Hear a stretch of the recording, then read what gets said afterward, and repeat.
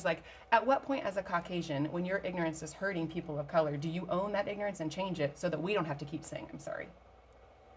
Right? And I just remember sitting there like, whoa, like that's totally accurate. Like, and being married to a black man, and now we have children, you know, biracial children who will, you know, 75% of biracial children that are black and white self-identify as black when they're an adult. So I'm like, I gotta fix this. I have to educate myself. I have to be more aware of like what this world looks like. What does the lens of a person of color look like in America? Because I have learned over the last 12 years, it is night and day from my white lens. Right. The award-winning A Black Executive Perspective podcast presents Pull Up, Speak Up, where meaningful conversations drive progress and every voice makes a difference. So, what's on the table for discussion today? It's time to show up, speak up, and get real. Welcome to Pull Up, Speak Up, a new series from a Black Executive Perspective podcast, your safe space for raw, unfiltered, and honest discussions on the tough issues many shy away from. I'm your host, TonyTidbit. And I'm your co-host, Chris P. Reed. We're going to turn into the legacy of interracial marriage 58 years after it was legalized, spotlighting both progress and painful personal moments that reveal how far we still have to go. 54 years ago this weekend, the United States Supreme Court struck down all legal barriers to interracial marriage. We've come a long way since then. But as Rita Braver reports, there are some barriers that still remain. Corn, the green beans, watermelon. When Friends introduced Carlos Brock to Tanya Bohannon in 1996, they both just knew. Oh, man, it was just something about her, the vibe that she put off. I was like, that's what I want to marry. He was really nice. He was different than anybody that I had ever dated before. He was just very genuine and kind. When your parents realized that you were seriously interested in someone from a different race, what was their response? My mother wasn't, she was cool with it, but there's some still today don't accept it, but we don't care. Sorry. I still get emotional. It's been many years. Who gave you a hard time about it? I don't want to say, but it was someone very close to me that basically just disowned me. Nowadays, you can hardly open a magazine. Quite the pair. Just like us. Or turn on the TV without seeing interracial couples. English, please. Are you getting married? According to the Pew Foundation, at least 19% of new marriages in the U.S. now involve spouses from different ethnic or racial groups, up from 11% in 2000. And the General Social Survey found that only 1 in 10 Americans would oppose a close relative marrying someone of a different race or ethnicity. Are interracial marriages more difficult? They can be because they're more multi-layered. There comes into play a lot more barriers than what a non-interracial couple will have to face. So guys, 58 years ago, the Loving case in 1967 changed interracial marriage. Prior to then, it was against the law, and I believe in 16, 17 states. Also, there were only 3% of marriages nationwide that were interracial. If you guys remember the movie, Guess Who's Coming to Dinner, with Sidney Poitier and Spencer Tracy and Katharine Hepburn, that was in 1967, right? Where, to be fair, some states didn't even show that movie. Oh, they showed it, but they didn't show them holding hands and stuff to that nature, right? So now, 58 years later, now 19% of all new marriages are interracial, right? Only 1 out of 10 now today will have an issue with it. But why is it? And I'll go to you, Gayle. Why is we still having a problem today when it comes to interracial marriages? You heard on the clip, the lady's family disowned her.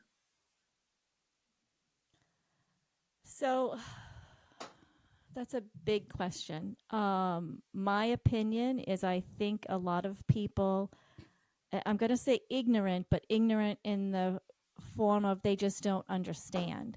So there's going to be some that will never be open to understanding. There are some that honestly, if you just explain to them We're all the same people. We may look a little different on the outside, but on the inside, we're all the same people. And then they may have an aha moment. Um, I don't think it's 100% ever going to be accepted, because I think a lot of people say that they're okay with it, but underneath, I think there's some people that still aren't. And I don't know if that will ever change. My hope is that it will, but I don't think it will ever change. Tiffany, thanks, Gail. Tiffany, again, 1 in 5 marriages are new marriages is interracial, right? Do you see America being more accepting or just more tolerant on the surface? Well, let me start by saying that when my parents were married, their interracial marriage was illegal. So that's crazy to think how far we've come. So talk a little bit about that. When did your parents get married? Tell us a little bit more about that. So my dad is African American and my mom is Caucasian, and they married in 1967, prior to the Loving decision. But they were in New York, so it was legal there. But still, like they would I have relatives in North Carolina, and they would be afraid to drive down to visit because if they stopped somewhere, what could happen? Because so I feel like times have changed a lot. And I remember growing up, you never saw like commercials on television with an interracial husband and wife and children. You never saw that. And so it's normal, which I feel like we've come a long way. It's normal now to see an ad, whether it's Black, white, Asian, white. It's become normalized. But I do think that, and as we've seen from the recent political system, we live in a racist country. And so I don't think it's ever going to be okay with some people. But we've come a long way since the Loving Day. And I even remember being the only person, my sister and I being the only biracial kids in our entire school. And I can't, nowadays, there's so many, I think that would be a rare situation nowadays. Like our family was a weirdo family. Even in New York? Well, sorry, they got married in New York, but I grew up in suburban New Jersey. So, yeah. Okay. Wow. Got it. Cynthia, your thoughts? It is will we ever accept it? We can't even accept the differences just with people. So regardless, the marriage issue is something entirely another level. We have got to learn as a society, we are all here with the same mission, and people are falling in love and living their lives, and it is what it is, and you don't judge it. It is what it is. And I think this country struggles with all kinds of identity and racial and classism and all of that. We just struggle, and we should be so beyond that at this point. So it breaks your heart to see that this is even still something we're talking about, Let me ask a question, and Tiffany, because of your experience, I want to start with you. Has it been an issue? And I understand the legalities of it. Let's go beyond that. Let's go to the culture, okay? If your mom had not been a Caucasian woman and she had have been of another minority or classified minority group, whether she had been Latino or something like that, would that have been greater accepted in North Carolina? Or was it he was Black and he had to marry a Black woman? Because in my experience, being in the Midwest, it's only when you put an Asian person, like we don't really bat an eye at an Asian person marrying a white person, or a Black person marrying a Latino person, or it's just when a white person is involved, because of that majority minority dynamic, it tends to have a different effect emotionally and culturally than when it's other minorities. But I could be wrong. Give me your experience in that. I don't know. I do think that when you add a white person into the equation, it does make it a little bit more sensitive and polarizing for people. But I do know I've spoken with friends who are Indian, Indian Asian, Yes. who also Yes. who married a Caucasian. But then again, that's I guess the common denominator, who also felt very uncomfortable in certain parts of the country. So yeah, I think there is something to that. But see, I disagree. I think to a level, but I totally disagree because I have a lot of experiences of friends and stuff that were Puerto Rican and married somebody that's black, or somebody black marrying somebody that was Filipino. And at the end of the day, it's more colorism than anything. Okay. So, and that's the issue. My best friend growing up, he had his girlfriend who eventually became his wife. She was Filipino. Okay. And her mother, their family disowned her.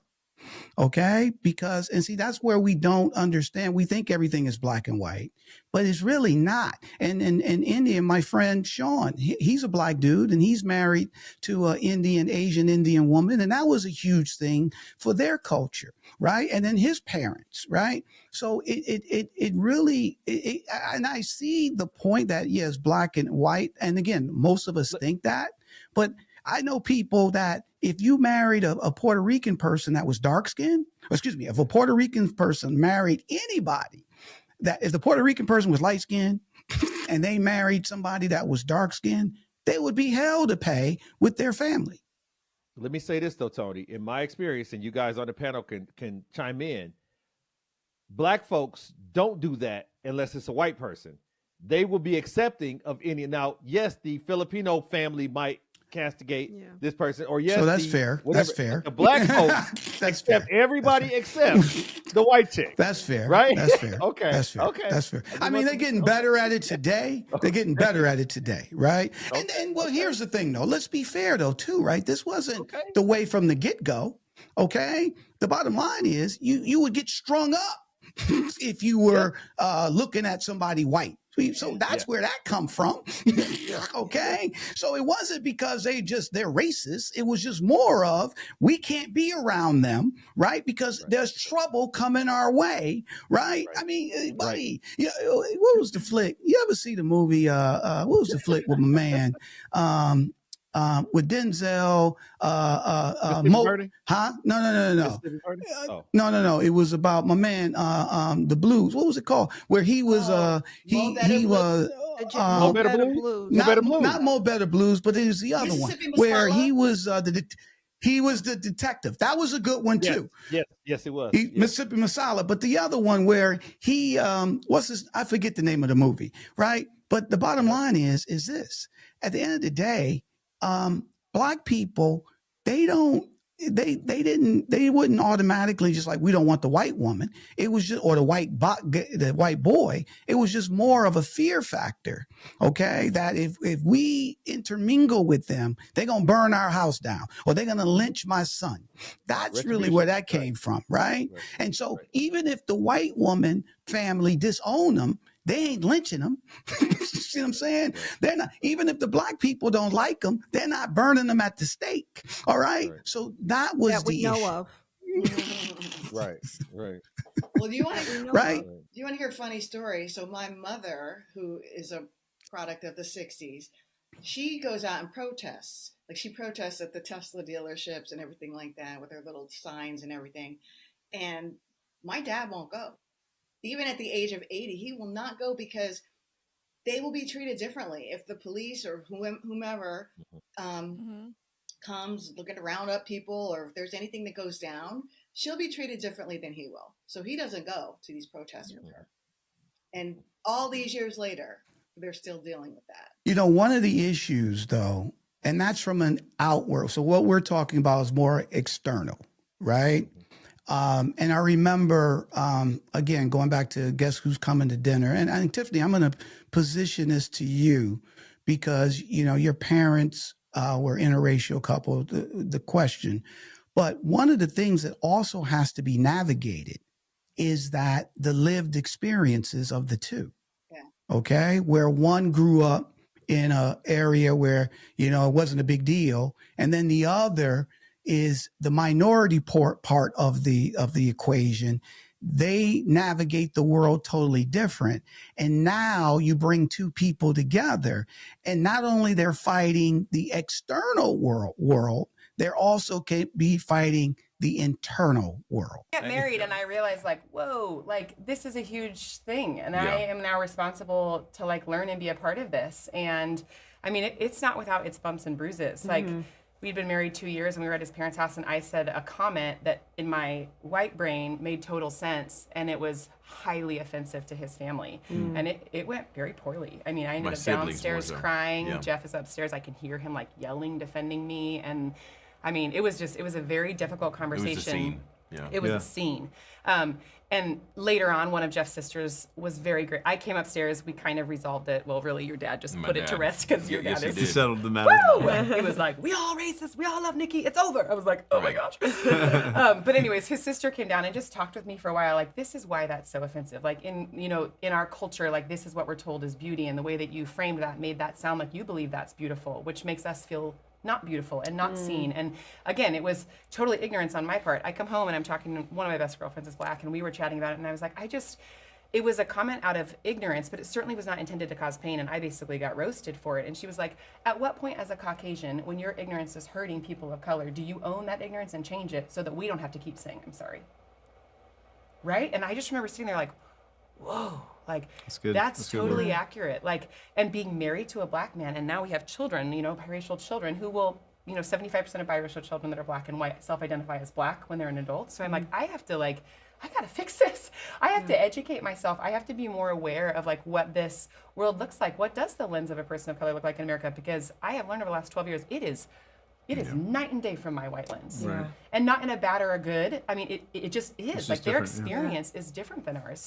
So based on the clip, right, she had to, look, all of a sudden she thought she was saying something that was nice, but found out that she was offending somebody. So Tiffany, and then Gayle, I want to come to you, but Tiffany, based on that, talk a little bit. Did your parents, because they came from different cultures, they came from different backgrounds, did they have to navigate a little bit in terms of your mother learning more about what your father dealt with and stuff to that nature?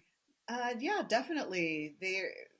My from the inner city,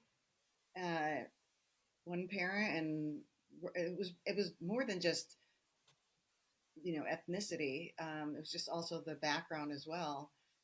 But yeah, there was definitely a lot of navigation. But luckily, everybody on both sides of the family was very opening and welcoming. So there was none of that, like what was being talked about earlier. None of that, I'm going to disown you or anything like that. That never was anything in my family. Okay, Gayle? So I think, how do I say this? So let's use you and I as an example. So we each grew up totally different. I grew up in a town and that was predominantly white and Irish. We had, and I say this with respect, but this is how like my town labeled. There was a token Asian family and a token black family. I didn't think anything of it as a kid. I just thought, people are people. People can be an ass no matter what color they are. And that's how I grew up.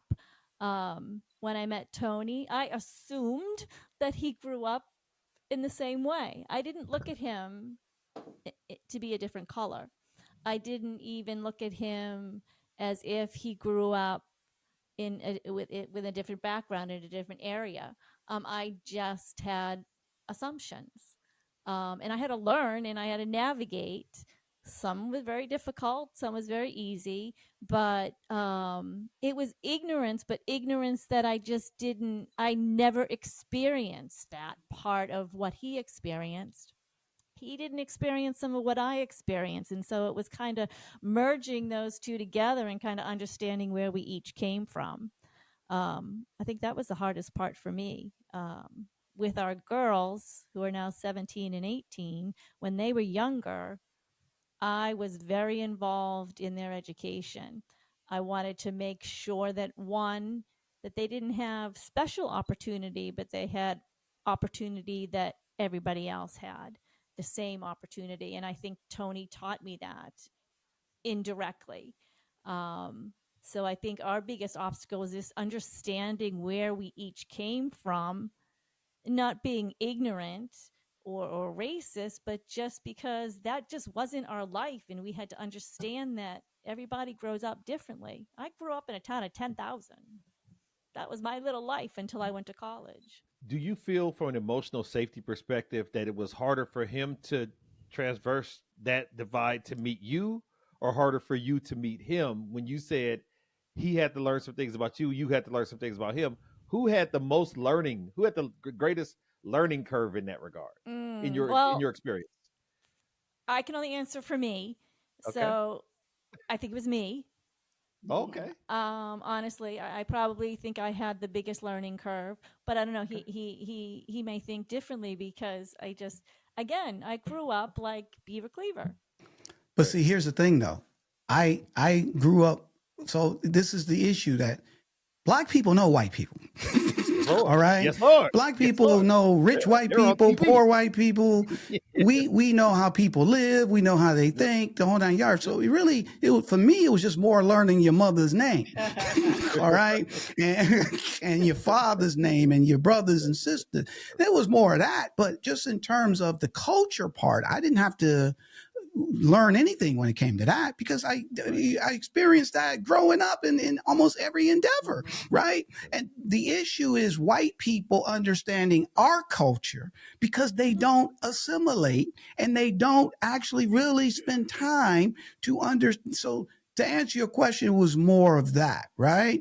And so, yeah. But to be go fair, ahead. as you say, to be fair, they don't have to. Right. Yeah, exactly. Right. They don't. They don't. So we have to learn them. We have to learn them. See, and again, just jumping in, let's just go back to history, right? Mm-hmm. Black people were servants in white people's houses. Okay. And a lot of times the Black maid, or whatever you want to call her, she was bringing the kids up. She was doing everything. So Black people would go home. See, they know how white people live. They know how they interact. They know that was because we were in their house. And at the end of the day, we were working for them in the whole 9 yards. But it wasn't the opposite.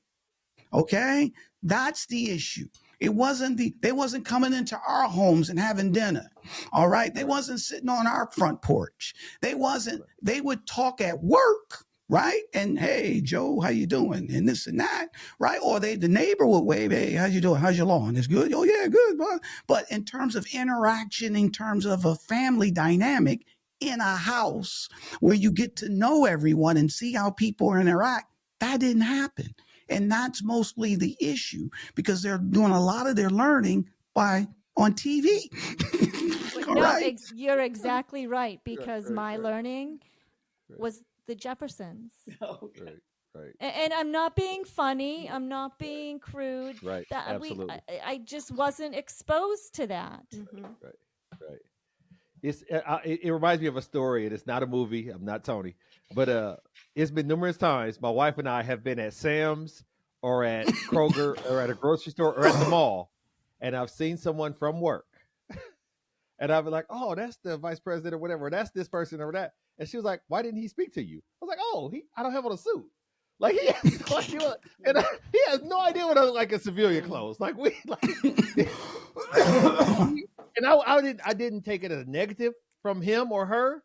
It's just that for whatever reason, over time I've experienced, because initially when I was younger, I used to get offended. Like, oh, dude gonna act like he didn't know me, or she gonna act like she didn't know me. And then when you come up on them, they're like, oh my God. And I realized after 2 times of that happening, they really didn't realize that was Chris.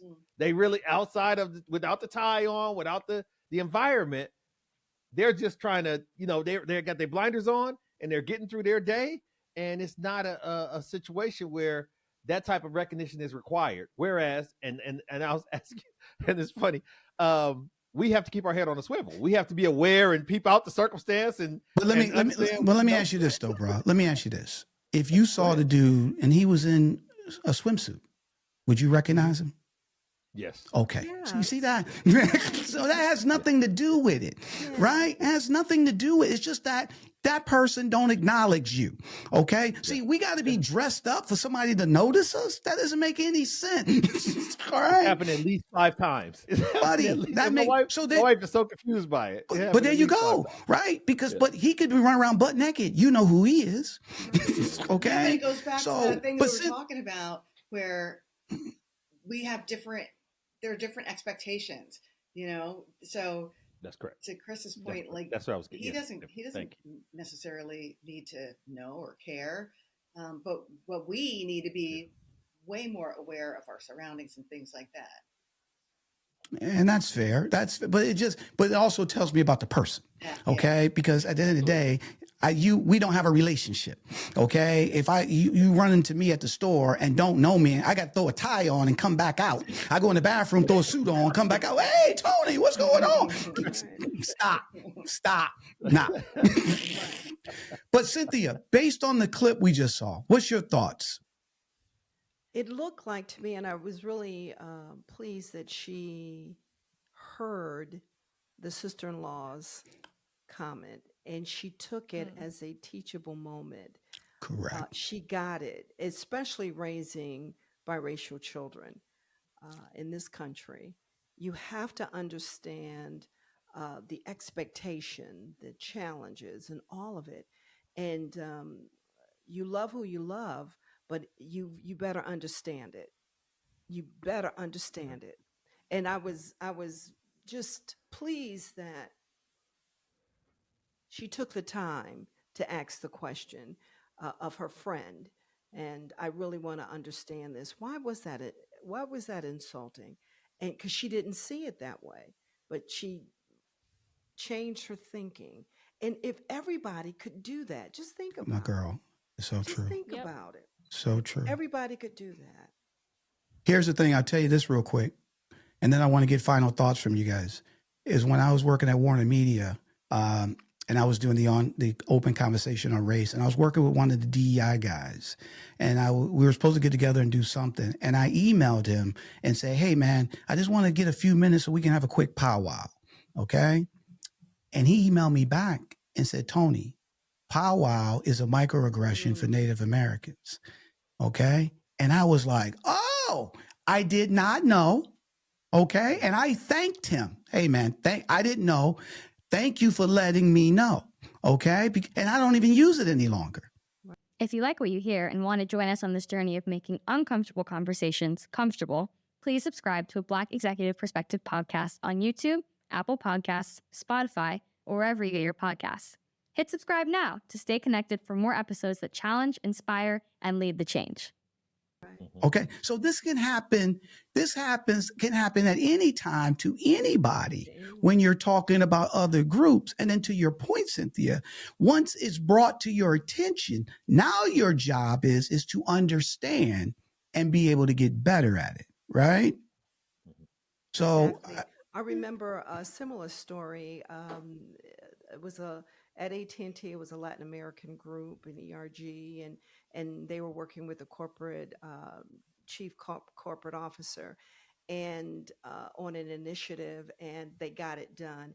And then he said, "Andele, andele," and they were like looking at him like, "You better not start your car, okay?" You know.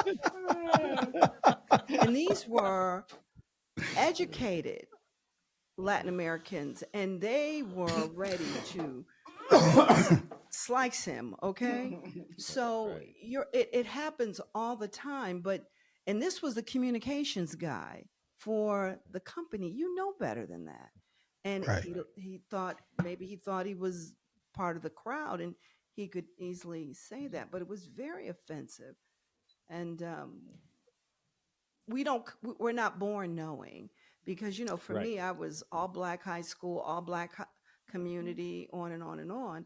And you had to learn quickly. Yep. And Cynthia, I was just going to say that maybe he didn't know. Honestly, as long as they're willing and open to receiving what they said was wrong, honestly, maybe they didn't know. But because he was the boss, they didn't even know what to do other than to talk about it amongst themselves. That's how I heard about it. And I said, and my recommendation was, you need to tell him, because he could be in an even bigger setting and say something like that.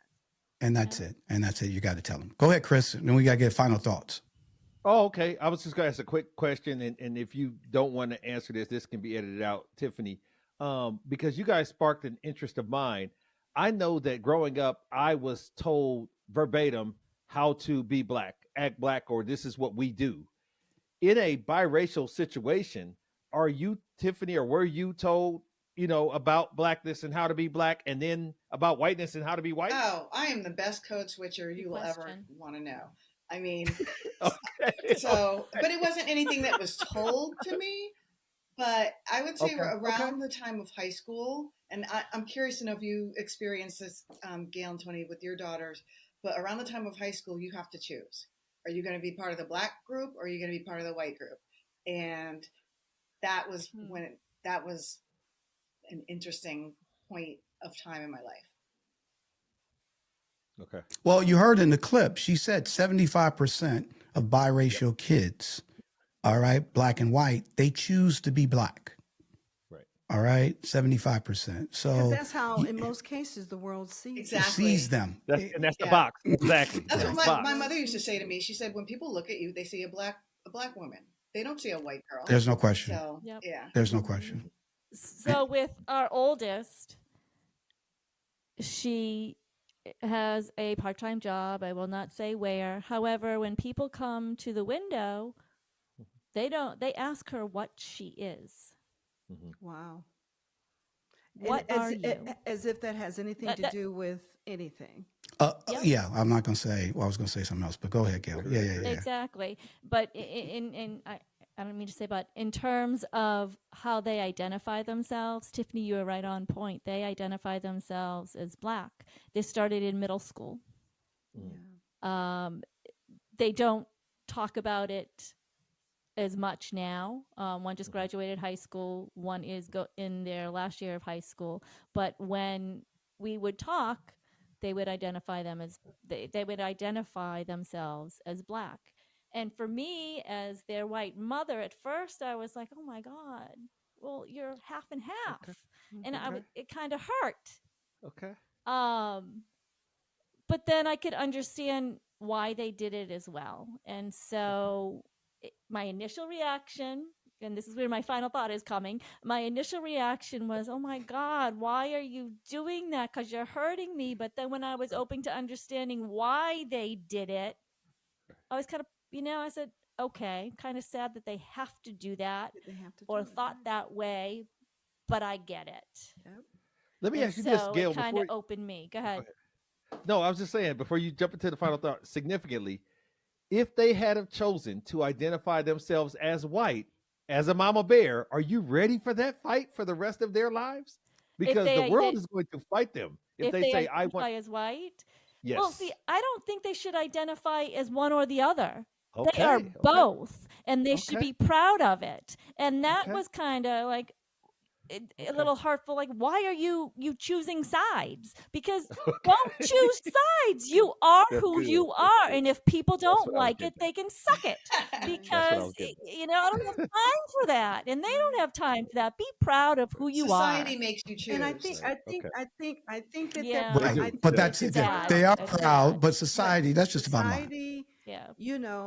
What is that ounce? Is it the ounce of blood? Yeah, you're black. Yeah, the not even. It's a drop of blood. Drop of blood. Drop of blood. Right. So you can say, hold on. We had that. Remember we did the Asian American thing? No. Sarah Jane. Yeah. But Sarah Jane. Right. You guys seen the movie Imitation of Life? Imitation of Life. Right. Sarah Jane. Because she looked. You would have. You never seen Imitation of Life, Tiffany? Yes, of course. I got to add that. No, Tiffany has it. What?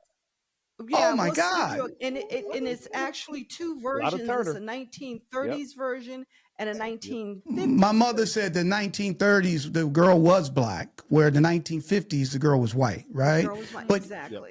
but you watch that movie, I'm telling you, you will see what time it is, right? She was white. She grew, her mother was as dark as me, and she was as light as Gayle. She was white, right? And she saw for her own eyes how the world treats black people, and she wanted to be white. I mean, again, we're getting sidetracked, but check it out. But I was going to say, when we did the Asian American one, when my man, what was his name? Aguawa said, my skin is just as white as he was from China. My skin is just as white as any white man. And they were like, no, you ain't. You still Chinese. So it don't matter. It don't matter, right? And so that's how the world saw him. That's how the world sees you. And unfortunately, you can go and tap dance and say, I'm this and that, but they make you choose. But you're definitely proud of who you are. But it's unfortunate. If somebody's pulling up to a drive-through and asking my daughter what she is, what does that tell you? All right, before they order their food, what does that tell you? Okay, so you ain't got no choice, unfortunately, but we do have a choice now. We got to get final thoughts. We want to get everybody's final thoughts on the episode. Keep it tight. So, Cynthia, I'm going to start with you. I think that, and I'm going to just repeat what I already said. In order to get to be this society that we would love to live in, people are going to have to be more accepting and understanding of differences. And if they do that, we are on fire. But until that happens, we're struggling. Thanks, Cynthia. Tiffany? I think this has been a full circle somewhat. The moment we started with Trump, and now we're talking about interracial relationships. And I think diversity is always going to be an issue in this country, and racism and all of that. But I do feel like we have come a long way, and I'm optimistic. And Gayle, end this out. So all of us have the same goal, honestly. We just want to be happy, we want to be healthy, and we want a fulfilling life. If we can just be open to understanding that, no matter how we look on the surface, I think that the world will be a better place. Yeah. So we are all optimistic, I think. That's what I hear everybody saying. Hopeful. Optimist. Yep. Absolutely. And I think, as we come to end, thank the guests, thank Cynthia, thank you, Tiffany, thank you, Gayle. I think in the idea of the us against them, the divisiveness that politics can create, the fact that we ended with a story of love that became legal so long ago and has resounded throughout, because now interracial is everything. When I hear the term interracial, I immediately think black, white. But that clip let me expand my thought process to think of Asians and Indians and all these different people coming together on the concept of love, like Cynthia said. It's just, if we could just, what the world needs now, right? Love. So I wanted to thank you guys for coming and giving us your perspective, giving us your wisdom, your nurturing, because that's absolutely what we needed on Pull Up, Speak Up. Absolutely. So thank you all. So I think it's now time for Tony's Tidbit. And the tidbit today: in a world fractured by politics, race, and ideology, basic human acts like listening and empathizing becomes radical. People resist the urge to dehumanize, to oversimplify, to shout past one another. True listening disrupts cycle of defensiveness and turns conflict into clarity. Empathy demands stepping aside outside our biases and choosing to see the full humanity in someone else's lived experience. That's not passive, that's work. And you heard a lot of that from our roundtable panel today. Absolutely. We'd like to invite you and implore you to tune in to Need to Know with Dr. Nsinga Burton. Each week, Need to Know provides a segment where Dr. Nsinga Burton comes and gives her insights, her education, her entertainment that helps shape our community and our world. And so we implore you to check in to Need to Know with Dr. Nasinga Burton each week. Absolutely. And don't miss the weekly episode of a Black Executive Perspective podcast where we bring those hardcore conversation and powerful insights on the issues that matter most. It's not just a discussion, it's a movement. You've seen a little bit today on our Pull Up, Speak Up. So don't miss your chance to tune in, be inspired, and join the conversation. And then we always like to end with our call to action and remind you to incorporate LESS. Our goal here is to eliminate all forms of discrimination. And to achieve this, we're asking everyone to embrace less. And the first L stands for learn. You first want to learn how to embrace and understand and educate yourself on cultural and racial nuances. And then after you learn, you have the letter E, which stands for empathy, right? Since you've learned, now you can be more empathetic to your friends and family because now you can put yourself in their shoes. And then the first S stands for share. You want to share your insights and enlighten others. You don't want to hide it. You want to divide it. And then the final S stands for stop. You want to actively stop discrimination as it walks in your path. So if Aunt Jenny or Uncle Joe says something at the Sunday dinner table that's inappropriate, you say, Auntie Jenny, Uncle Joe, we don't believe that. We don't say it. And you stop it right there. So if everyone can incorporate less, LESS, we'll build a more fair, more understanding world, and we'll all see the change that we want to see because less will become more. We want to remind you to check out previous episodes of a Black Executive Perspective podcast. Check out Need to Know. But we absolutely always enjoy the riveting conversation that comes from Pull Up, Speak Up. So be on the lookout for future episodes of Pull Up, Speak Up with a series of panelists that are renowned in what they do. We want to make sure that you check out the website, sign up for the newsletter, leave us a review. Tell us what you want us to speak about or what you may have interest in. Subscribe. And where can they find us, Tony? You can find the Black Executive Perspective podcast on YouTube, Apple, Spotify, or wherever you get your podcasts. And you can follow us on our socials of LinkedIn, X, YouTube, TikTok, Facebook, and Instagram at a Black Exec. For our fabulous guests, Gayle McMillan, Tiffany Morrison, and Cynthia Allison Hall. For the co-host with the most, my man Chris B. Reed, I'm Tony Tidbit. We talked about it. We learned about it. We laughed about it. We're still going to strive about it, and we're going to thrive about it. We love you, and guess what? We're out. A Black Executive Perspective.